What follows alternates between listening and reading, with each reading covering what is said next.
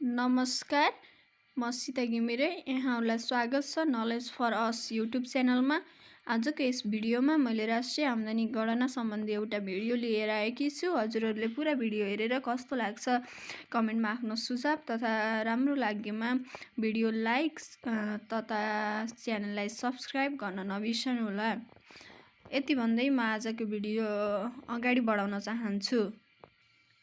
हामीले राष्ट्रिय आम्दानी तीनवटा विधिबाट गणना गर्छौं, जसमा पहिलो रहेको छ उत्पादन विधि, दोस्रो आम्दानी विधि र तेस्रो खर्च विधि रहेको छ। आजको यस भिडियोमा मैले आम्दानी विधिबाट राष्ट्रिय आम्दानीको गणना गरेको हजुरहरूलाई देखाउन गइरहेकी छु। कृपया पुरै भिडियो हेरिदिनु होला, हजुरहरूका लागि पनि यो फाइदाजनक रहेको छ। इन्कम मेथडबाट एनआई गणना गर्ने फर्मुला यस प्रकार रहेको छ, हेरिदिनु। सुरुमा हामीले जीडीपी एट एमपी निकाल्नुपर्छ, जसमा compensation of employee, rent, profit, interest, income from self employment, mixed income, proprietors income, depreciation, net indirect tax जोड्छौँ, जसमा कम्प्रिहेन्सन अफ इम्प्लोइ भनेको wages and salaries, employees contribution to social security, bonus, money value of other facilities पर्दछन्। अनि यसमा रहेको profit अन्तर्गत undistributed profit, dividend, corporate income tax पर्दछन् भने नेट इन्डाइरेक्ट ट्याक्स निकाल्नको लागि हामीले इन्डाइरेक्ट ट्याक्समा सब्सिडाइज अनुदान घटाउनु पर्ने हुन्छ। यति गरिसकेपछि हाम्रो जीडीपी एट एमपी निक्लिन्छ। जीडीपी एट एमपीमा हामीले उत्पादनका साधनहरूले उनीहरूले गरेको कार्य बापत भुक्तानी गर्नुपर्ने, जस्तै भूमि पुँजी श्रम सङ्गठनले उनीहरूले गरेको कार्य बापत भुक्तानी गर्नुपर्ने रकम नै हामीले यहाँ जोडिन्छ। त्यसैमा mixed income, net indirect tax, depreciation र कम्प्रिहेन्सन अफ इम्प्लोइ पनि जोडिन्छ। यति गरेपछि हामीले जीडीपी एट एमपी निकाल्छौँ। जीडीपी एट एमपी निकालिसकेपछि हामीले जीडीपी एट एमपीमा NFIA net income from abroad भनेर यो खुद विदेशबाट प्राप्त भएको खुद आम्दानी जोड्दाखेरि हामीले जीएनपी एट एमपी प्राप्त हुन्छ।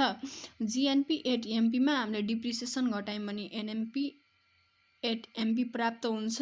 अनि एनएमपी एट एमपीमा हामीले नेट इन्डाइरेक्ट ट्याक्स घटायौँ भने हामीलाई एनएनपीएफसी प्राप्त हुन्छ। एनएनपीएफसी भनेकै नै हाम्रो नेसनल इन्कम हो। नेसनल इन्कम हामीले यो सूत्र प्रयोग गरेर निकाल्छौँ इन्कम मेथडबाट। हामीले यो क्वेसनको इन्कम मेथडबाट नेसनल इन्कम निकाल्नेछौँ। हजुरहरू अब कपी पेन लिएर ठिक्क पढ्नु है हिसाब गर्नको लागि। ल अब हामीले आम्दानी विधिबाट राष्ट्रिय आम्दानी गणना गर्दछौँ, जसमा हामीले सुरुमा हजुरहरूले क्वेसन ओल्ड इज गोल्डमा हेर्न सक्नुहुन्छ। यो प्र्याक्टिस क्वेसन नम्बर 5 रहेको छ। त्यसको हामीले नेसनल इन्कम निकाल्न लागिरहेका छौँ इन्कम मेथडबाट। अब क्वेसन अनुसार यहाँ हामीले निकालौँ। अब सुरु गरौँ। सुरुमा हामीले जीडीपी एट एमपी निकाल्नुपर्ने हुन्छ। जीडीपी एट एमपी, यसको सूत्र लेखौँ। compensation of employee plus profit plus mixed income from self employment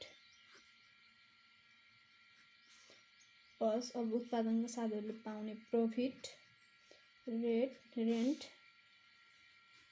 interest, depreciation plus net indirect tax रहेको छ। हामीले यति जोडिसकेपछि यो क्वेसनमा दिएको गिभन अनुसार हामीले यति जोडिसकेपछि जीडीपी एट एमपी निकालिन्छ। सूत्र चाहिँ अगाडि दिएको छ, त्यो सूत्र अनुसार सबै भएको सबै जोड्नु पर्थ्यो। अब सबै नभएपछि हामीले यति जोड्छौँ। अब क्वेसनमा हेर्नु होला हजुरहरूले कम्पेन्सेसन अफ इम्प्लोइ निकाल्नु पर्यो। इम्प्लोइ हामीलाई चाहिँ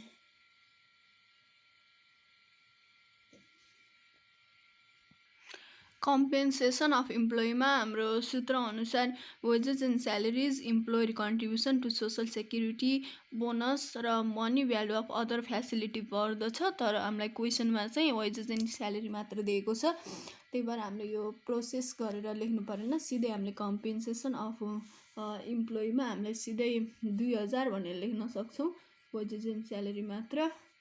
प्लस अब हामीलाई प्रफिट जोड्नु परेको छ, जसलाई निकाल्नका लागि हामीले वर्किङ नोट गर्छौँ है, त्यसै मुनि गर्दा हुन्छ। वर्किङ नोट गरेर प्रफिट पत्ता लगाउँछौँ। प्रफिटको सूत्र चाहिँ निकाल्ने सूत्र अनडिस्ट्रिब्युटेड प्रफिट प्लस डिभिडेन्ड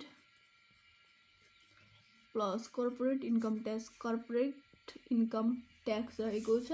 क्वेसनमा दिएअनुसार हामीले अनडिस्ट्रिब्युटेड प्रफिट 1000 दिएको छ, डिभिडेन्ड चाहिँ हामीलाई कति दिएको छ 3000 दिएको छ, अनि 600 चाहिँ हामीलाई कर्पोरेट इन्कम ट्याक्स दिएको छ। यति जोडिसकेपछि हामीले प्रफिट निकाल्छौँ। 3-4000 हाम्रो प्रफिट आयो। प्रफिट 4600 हालौँ। Plus mixed income from self employed, mixed income from self employment भनेर हामीलाई क्वेसनमा 1000 दिएको छ। प्लस अब रेन्ट चाहिँ हामीलाई रेन्ट भनेर हामीलाई क्वेसनमा रेन्टल इन्कम भनेर 300 दिएको छ, हामीले 300 यहाँ लेख्छौँ। सेल्फ इम्प्लोइड पछि रेन्ट। अब इन्ट्रेस्ट चाहिँ हामीलाई इन्ट्रेस्ट इन्कम भनेर क्वेसनमा 500 दिएको छ, 500 प्लस। अनि हामीलाई चाहिँ डिप्रिसिएसन भनेर क्वेसनमा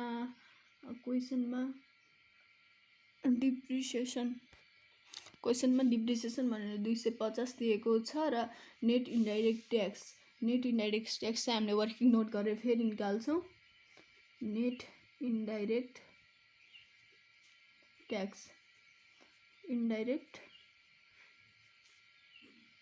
ट्याक्स माइनस सब्सिडाइज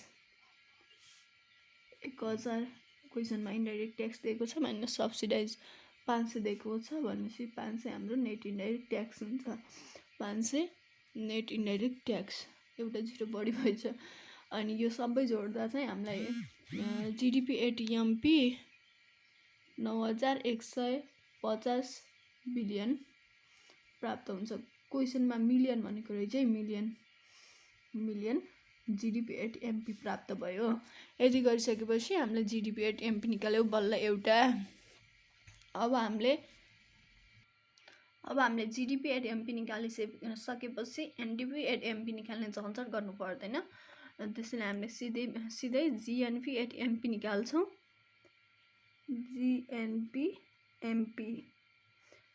एट एमपी इक्वल टु यसमा चाहिँ जिडिपी एमपीमा विदेशबाट प्राप्त खुद आम्दानी जोड्दाखेरि जिएनपी एट एमपी प्राप्त हुन्छ। जिडिपी एट एमपी हामीले माथि निकाले अनुसार 9150 हुन्छ। प्लस एनएफआइए क्वेसनमा दिएको छ 200, यति जोडिसकेपछि हामीलाई जिएनपी एट एमपी प्राप्त हुन्छ 50 मिलियन। जिएनपी एट एमपी निकालिसकेपछि अब चाहिँ हामीले एनएनपी एट एमपी निकाल्छौँ। सूत्र पनि हेर्नु होला हजुरहरूले। एनएनपी एमपी निकाल्नको लागि हामीले जिएनपी एमपीमा डिप्रिसिएसन घटाउनुपर्छ। 9350 मिलियनमा 250 मिलियन डिप्रिसिएसन 250 क्वेसनमा दिएको छ, घटाएपछि हामीलाई 9100 मिलियन प्राप्त हुन्छ। त्यसै गरी एनएनपी एमपी निकालिसकेपछि एनएनपी एफसी निकाल्नु पर्ने हुन्छ हामीलाई। एनएनपी एमपीमा net indirect tax घटाएपछि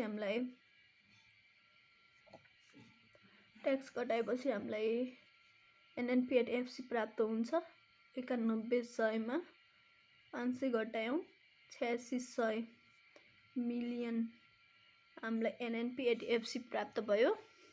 NNP at FC भनेकै नेट इन्कम हो। एफसी भनेकै नेट इन्कम हो।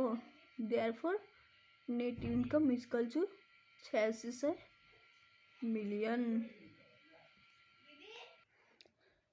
यसरी हामीले इन्कम मेथडबाट नेसनल इन्कम निकाल्न सक्छौँ यति सजिलै। हजुर नझुकिनु होला। जीडीपी एमपीबाट जीडीपी एफसी यो पछाडिको एमसी र एफसी मात्र फरक छ, तर अगाडिको सबै तिनटै सेम छ। यस्तो अवस्थामा एमपीबाट एफसी निकाल्न हजुरहरूले नेट इन्डाइरेक्ट ट्याक्स घटाउनु पर्छ के।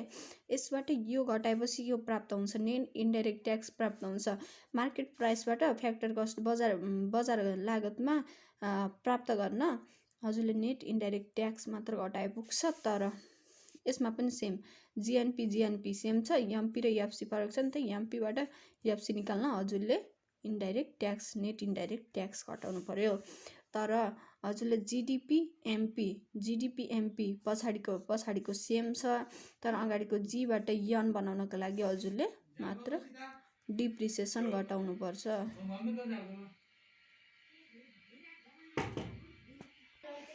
यसरी चाहिँ हामीले निकाल्न सक्छौँ जीडीपी एमपीबाट एफसी निकाल्नका लागि नेट इन्डाइरेक्ट ट्याक्स घटाउनु पर्यो एउटैमा।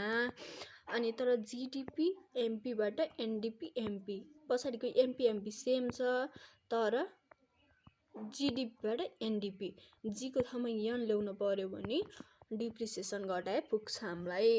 यसरी हजुरहरूले यो इन्कम मेथडबाट नेसनल इन्कम यसरी गणना गर्न सक्नुहुन्छ।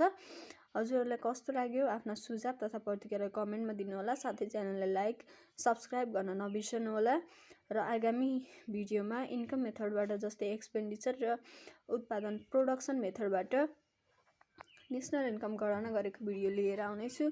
त्यति बेलासम्मको लागि बिदा दिनुहोस्। धन्यवाद।